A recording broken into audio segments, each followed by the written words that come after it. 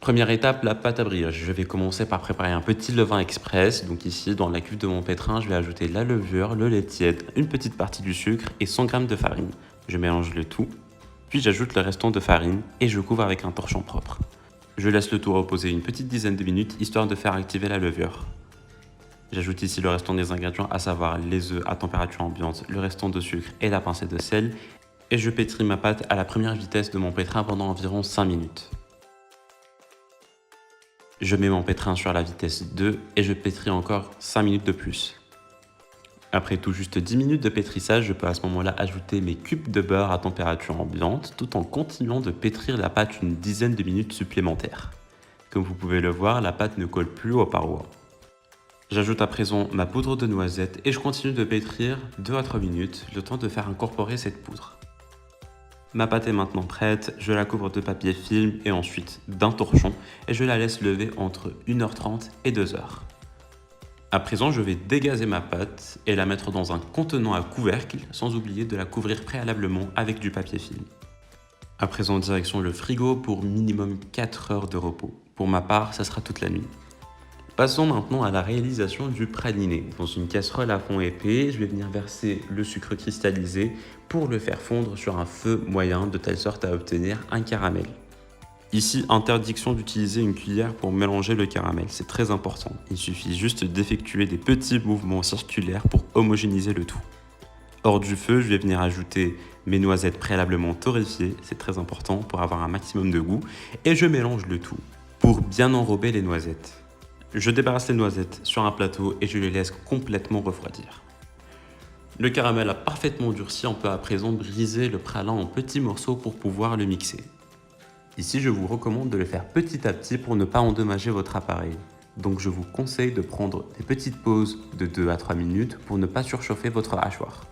Je mixe le tout encore une dernière fois pour obtenir un praliné bien lisse, brillant et homogène. Voici donc le résultat final. Le praliné se conserve très bien pendant plusieurs semaines quand il est mis au frigo dans un bocal préalablement stérilisé.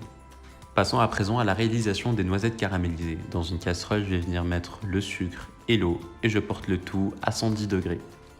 On obtient donc un sirop dans lequel on va venir mettre nos noisettes préalablement torréfiées. On mélange le tout avec une cuillère de telle sorte à enrober nos noisettes. Vous allez voir qu'il y aura une fine couche de sucre qui va se former autour de chacune d'entre elles. Je remets ma casserole sur feu moyen tout en mélangeant sans cesse jusqu'à ce que le sucre fonde une seconde fois et qu'on obtienne cette jolie petite couleur de caramel. Hors du feu, je vais venir ajouter le beurre et je mélange le tout de telle manière à ce que les noisettes ne collent plus entre elles. Je débarrasse le tout sur une feuille de papier cuisson et je les laisse refroidir dans quelques minutes avant de pouvoir les séparer. Vous allez voir à la réalisation de cette recette que c'est vraiment très facile et que ça se fait vraiment tout seul. Ici, je vais venir plier la feuille de papier cuisson en portefeuille, je la mets à l'intérieur d'un torchon pour que je puisse utiliser un rouleau de pâtisserie pour pouvoir briser les noisettes caramélisées.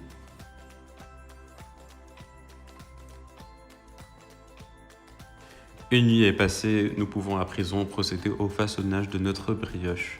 Dans un premier temps, je vais venir la diviser en 3 parts égales et aplatir chacune d'entre elles pour pouvoir les rouler et former des boudins de pâte. Comme vous pouvez le voir, mes boudins ont exactement la même taille et la même épaisseur. C'est pour ça que c'est important de les peser avant de les façonner. Pour la forme, j'ai décidé d'opter pour une tresse bien serrée que je vais venir par la suite introduire à l'intérieur d'un moule à cheminée.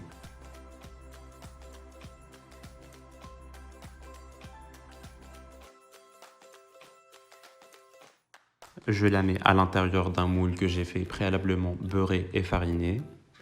J'essaie de joindre les deux extrémités de la tresse, je couvre le tout avec un torchon et je laisse lever encore une dernière fois 2 heures avant de pouvoir appliquer une dorure qui se constitue d'un jaune d'œuf et un tout petit peu de crème fraîche liquide. Je parsème la brioche avec les noisettes caramélisées.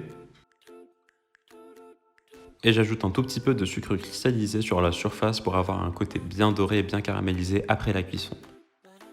Je mets le tout à cuire dans un four préchauffé à 180 degrés pendant environ une petite trentaine de minutes. À la sortie du four, je vais la démouler, la laisser refroidir complètement avant de pouvoir lui appliquer un petit sirop pour la faire briller.